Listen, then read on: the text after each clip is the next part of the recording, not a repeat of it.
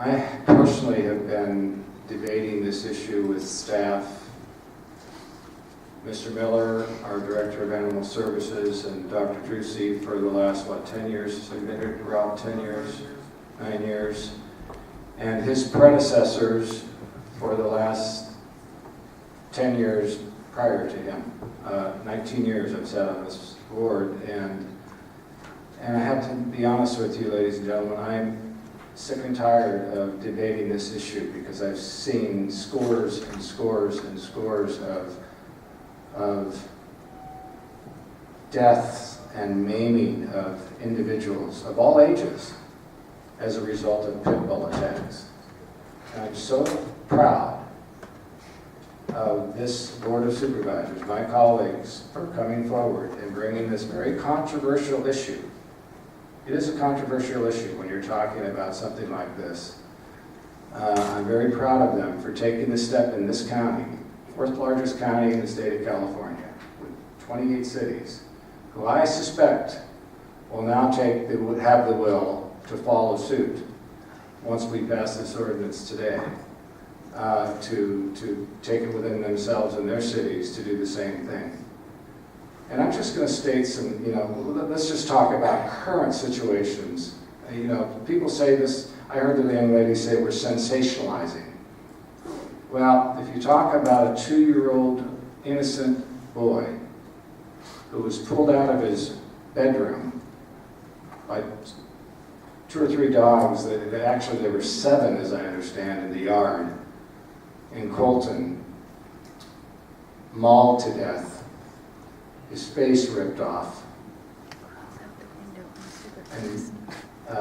and then the man who had to leave to babysit his grandchildren, where I wish I was today. He mentioned that 2-year-old boy, and then also the 8-year-old James Hernandez, who still sits at Loma Linda University, who was out proudly riding his bicycle that he just learned to ride without training wheels in a cul-de-sac in Corona, who was attacked by 2 pit bulls who broke loose out of their yard, dug a hole under their chain link fence and attacked him. And he frantically went up to the front door of the home and tried to get into the home, and they just continued to attack him. He still lies in a hospital because of infection over at Loma Linda. Talk about a lady, an 87-year-old lady in Harupa, just west of us last year, who simply went out to get her mail, walked out of her chain link fenced yard to get her mail, and was attacked by a pit bull roaming the streets. We talked about another elderly man who's in a wheelchair just this last year, sitting on his porch, who was attacked by his own family pit bull and died. I think there was a 19-year-old infant in Norco recently, in the last couple of years, that was attacked. Fortunately, that child survived. And that's just recent. Is that sensationalism? I don't think so. That's death and maiming. And that's making people aware. That's the press making people aware of something that other people need to be aware of. I've been told by people that they're afraid to walk their own pet dogs, small dogs, in their own neighborhoods, or for mothers to walk their children in strollers in their neighborhoods for fear, because they know there are pit bulls, that people that walk their pit bulls, they're fearful of walking their dogs and children in their neighborhoods because they've heard of all these stories. Isn't that horrible? It's a horrible way to live.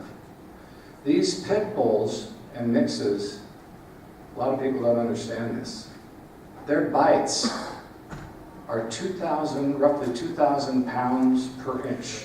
Their jaws apply a pressure of 2,000 pounds per inch, and they don't let loose, versus other dogs, 750 pounds per inch. There's a big difference there. So I'm very proud of this board for having the leadership and the will. I'm very supportive of coming up with a solution for show dogs of some type with a fee. I also like the idea that Supervisor Stone came up with Cal ID, thank you. It's time to say enough is enough. Stop the killing, or at least stop a process that will stop the killing and maiming. I'm tired of seeing innocent people hurt. Thank you for all of you. Thank you, Supervisor Stone. Thank you, Mr. Chair, and I appreciate Supervisor Taboni's comments. I've learned a lot today, and what I've learned over the many decades that the genome of the pit bull has been manipulated to create a very vicious animal with a catastrophic bite. One of the speakers mentioned that pit bulls represent less than 5% of the dog population in the United States, but are responsible for 61% of the dog mauling deaths. I think that's a startling statistic. But I think the biggest problem is the irresponsible pit bull owners that raise these potentially dangerous animals in a hostile, stressed environment, promoting and classically conditioning their violent behavior. I hope that the state will strengthen the laws and hold these irresponsible breeders that are hostile towards these animals become responsible for the brutal attacks that we've witnessed, certainly in this county. I support this ordinance. I thought one of the comments that was made by one of the speakers that, hey, we've only had 60 or 70 deaths in the country. That's nothing. That's a drop in the bucket.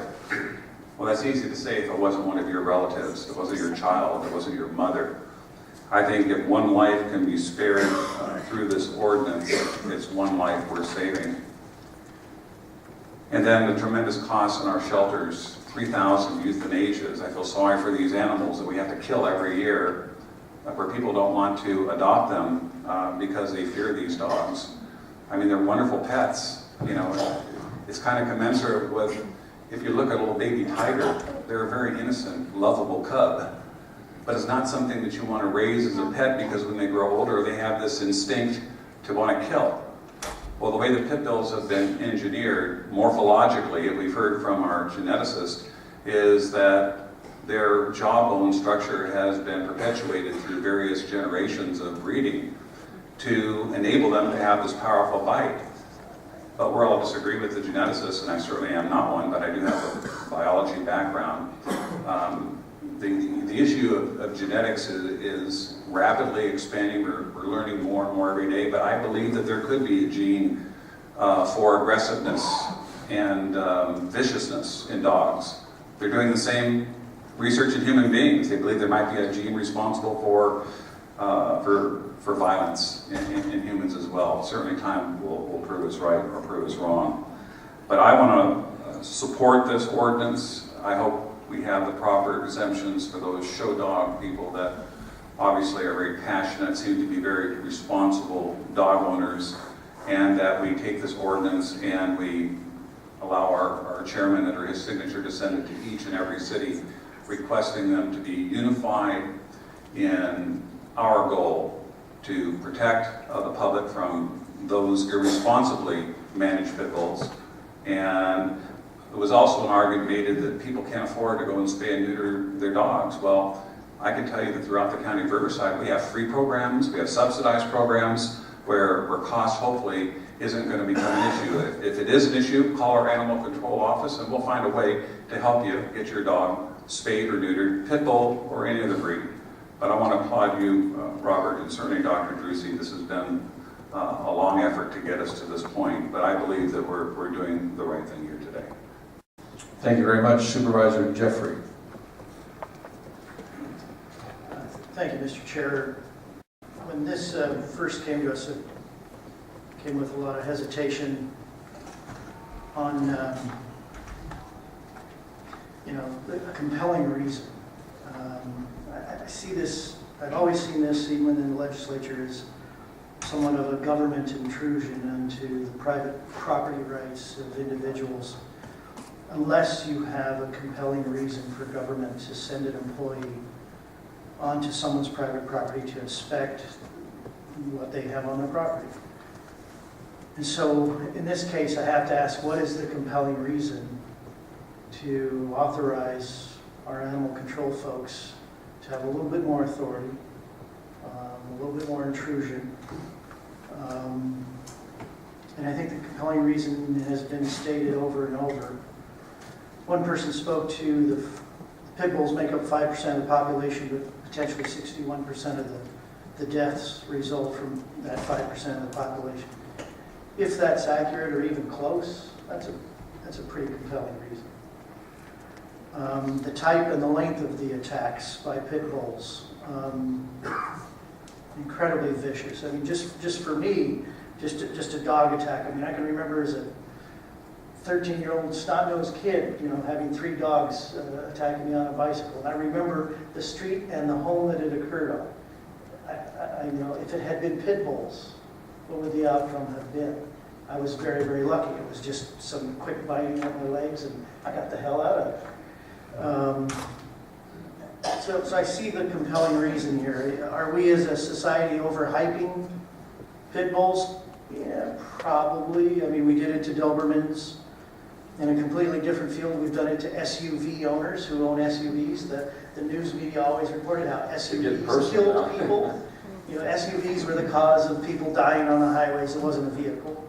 So yeah, I suspect there's some overhyping, and that's common in our society. Another question or point was raised, will irresponsible owners continue to be irresponsible? Of course, they're irresponsible. But is that a reason for us not to address a public safety issue that's out there? It's like saying, will criminals continue to be criminals? Well, yes, they will be. We have to try and find a solution. And this, I think, is an effort to find that solution. This is about spay and neutering. This is not an extermination order. Some of the folks out there really felt that this was the beginning of an extermination order of a particular breed, and I don't see it that way, although I recognize how those who have a fear of government could see that as the next step, but that won't come from my office. So I'm going to support this today. Do we need to help poor families who cannot afford spay and neutering? Probably do. Will I need to put up some SID funds from the first district to help our local shelters to help poor families? I probably will have to do that if I want this to be successful. And so I'm going to support this, and I hope and pray that the cities that make up the bulk of the population in this county follow suit so that we can save even more lives. That's it. Thank you. Supervisor Ashton? Thank you, Mr. Chairman.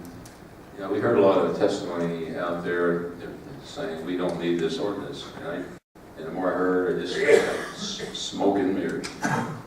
And based on some of their comments, there is no problem. That's all smoke and mirrors as far as I'm concerned. Because I'm sorry, the reality of these vicious bites and these vicious attacks is with us. I mean, it's all around our districts. We all heard from somebody that we know, that we talked to, those people we know, where these attacks have happened. You see the accounts in the newspaper where no one's making this up. This is real. So I support this ordinance, and I agree with all the comments my colleagues made. And this definitely should be a model ordinance for other counties to follow, and also the cities within our county, the Inland Empire, and cities throughout California. If they need a model ordinance, well, hopefully this would be a good place to start. Thank you, Mr. Ashley. One quick question. Your perspective on the discussions you've had with the various cities. As my recollection, you told me that there's a lot of interest in following suit. There is. There are several cities that are waiting to see what happens here in the county. And I actually like the suggestion of having the chairman of the board draft a letter, and we send the ordinance package out to each of the city managers and the mayors and for their consideration, and at least put it out there. I like the suggestion of you draft the letter. Okay. How about I draft a letter and you sign it? Bring it to me. Absolutely. Absolutely. I'll close with a final comment that I don't from a discount the huge, horrible tragedy that we've heard referred to in individual cases. I do believe that is a minority of the pit bulls out there. Minority or not, if 60-some% of the bites are from one breed that makes up less than 10%, it's a problem. And if it's only 50 or 40%, it doesn't matter. If the media is reporting this and people will not go into the shelters and adopt pit bulls as a result, and we have to put 3,000 of them to death a year in Riverside County, something needs to be done to try and address that tragedy. And this is a very logical, reasonable, measured attempt to do that. So I'm pleased to move adoption of this ordinance. We have a motion and a second. Please vote. That matter is passed.